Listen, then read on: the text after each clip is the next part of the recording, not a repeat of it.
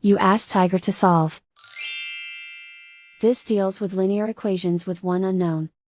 The final result is x equals 27/10. Let's solve it step by step. Group all x terms on the left side of the equation. Add 4x to both sides. Group like terms. Simplify the arithmetic. Group like terms. Simplify the arithmetic.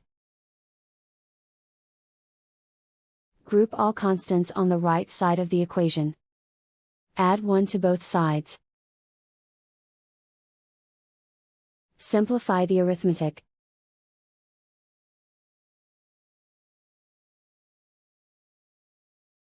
Isolate the x. Divide both sides by 10. Simplify the fraction.